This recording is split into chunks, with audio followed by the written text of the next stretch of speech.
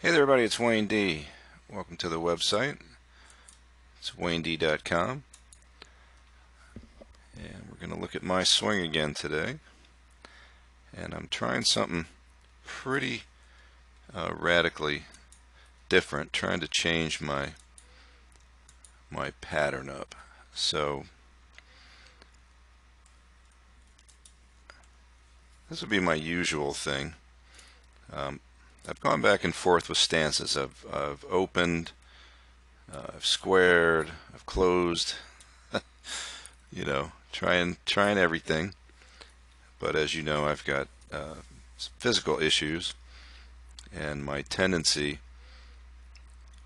is not to be able to open up and enough on the downswing and square the club up. So in recent times, I've been trying to, from the open stance, I've been trying to keep the club on plane and outside of my hand. So this is what I've been working on pretty good here, having it break up my forearm.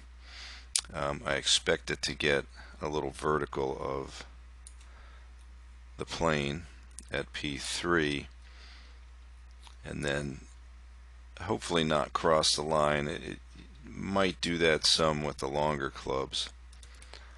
And then as I've loaded, trying to load back into that right hip, I'm trying to stay deep and come and twist from there, get my hands to come out toward the ball like that, flatten the shaft, and then steepen it back down. So this is actually a pretty decent swing here. The problem happens with the longer clubs, and you can see one of the things that happens here as the club goes by, that extra face rotation, because I just can't quite get out of my own way. So I've been thinking about changing the backswing a little bit from this sort of one-piece takeaway with the hands moving a little more inward to something that goes a little more out of way. So I had been thinking about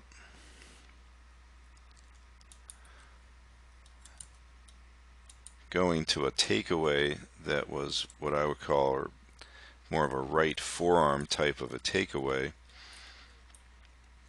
where the hands would tend to go a little more away. And you'll see this all the time if you look at especially old Tiger, but the poster child for this is Steve Stricker, and trying to feel rounded in the backswing, so I don't have to recover from an inward takeaway.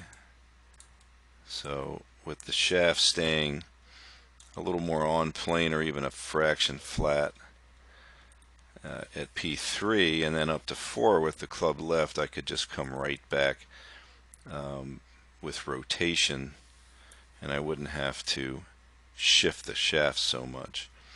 So this is a swing that I took at Augusta, obviously, number 12, when I was working with Kevin Streelman.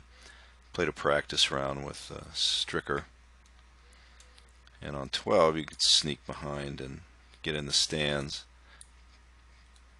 So I had my tripod with me, and I caught a couple of nice shots of Stricker, one here and one on 11. But check out his action, and I went through his swings, all the ones that I have from years from 2010, and his swing is remarkably consistent. So as you see, this takeaway is way different. Hands are going away. You can see the trigger is a little flex into the left side and forward and then back up. So we see the face staying a little more neutral here. The left arm, which is the real key, is very high up the chest. So a whole different way to connect up here rather than work that thing inward. So with this sort of what feels to be a way and then around, shoulder turns a little flatter, and the pressure distribution here on the, if he's a little bit on the balls of his feet, when he takes the club away like this, he's going to stay on the balls of his feet for a much longer period of time, as opposed to attempting to drive back into the heel early. So I was over at my good friend Bernie Najar's place at Caves Valley, and I got on his swing catalyst, which involves force plates, and it showed that as I was getting a little bit into my heel early, the problem with that was that it would stop moving back, sort of run out of motion, and then it would shoot forward to my left toes. So if you've watched pretty much all of my swing videos, my main complaint is that I kind of step in to my left side on the downswing, and my left leg can't clear enough. So in trying to get the club out, watch what we do here. So I'm going to get it out away from me. Now my club face here might be a little open, so that's something I can address. So here at left arm parallel, so you can see here that my actual swing, which you would expect, is slightly deeper than my rehearsal, but not bad. And the shaft is pretty close to being right on the money, right on plane, and if anything it's a degree or two flat, which usually it's way more upright.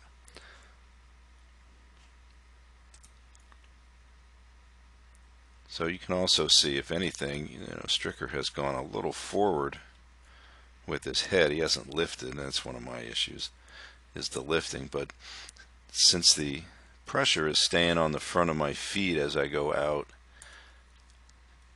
in transition, watch what I do here. See, this is something that I've been looking for in my swing forever, and it's the ability to deepen as I reach transition. So, and I have been back and forth with this before,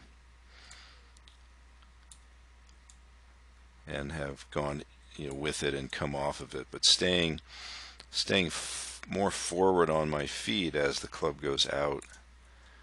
So you can see the left shoulder going more away in this direction.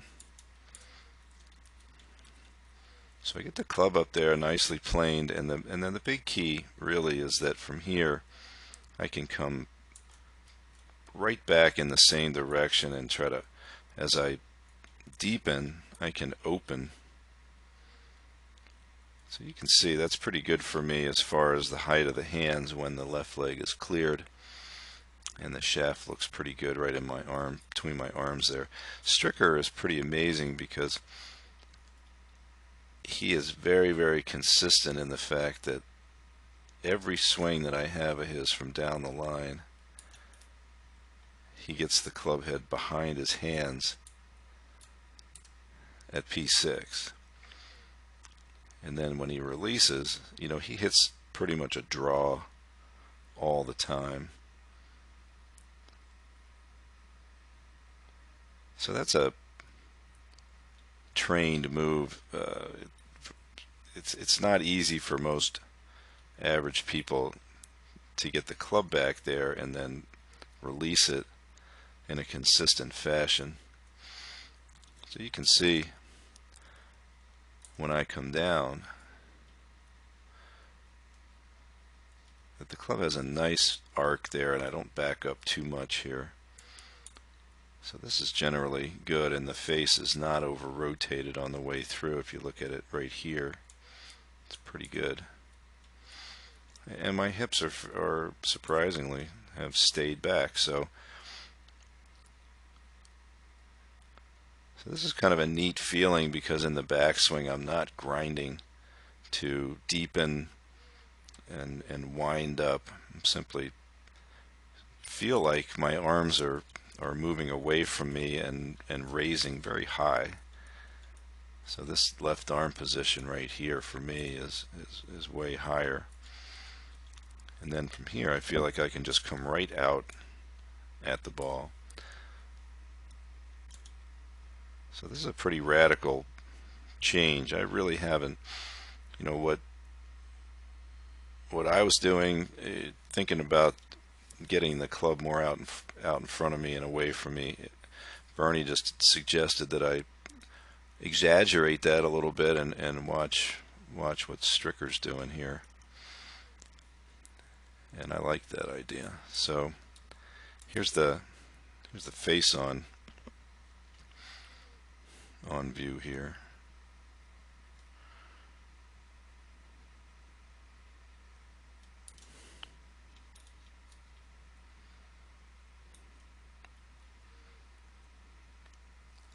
So one thing that Stricker does great is that he drags into a flat left wrist a lot better than I do. So that's something I'm going to try to work on, is to get my left wrist to add a little flexion with that left forearm supination, so I can line that club up a little better through impact. But I've got better rotation going on here.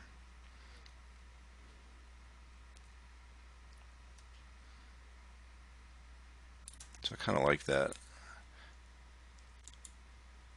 So here's another swing from Strick. You can guess what hole that is. So again, let's watch that.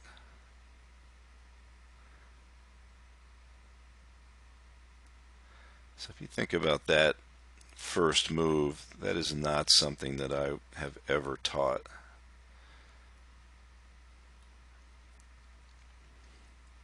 So you would have to figure that feels out and up and then over. The club never even thinks about crossing the line, which I have an issue with. And now the movement back to the ball just feels like all rotation. Then you can see where, again, his club is always going to come from slightly in, and then that release is just money. And the exit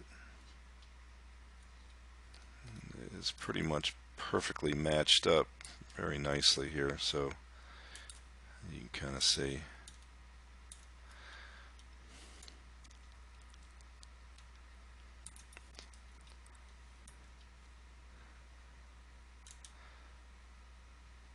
So anyway, just something to try. It's a huge pattern change, and I will let you know how it works out.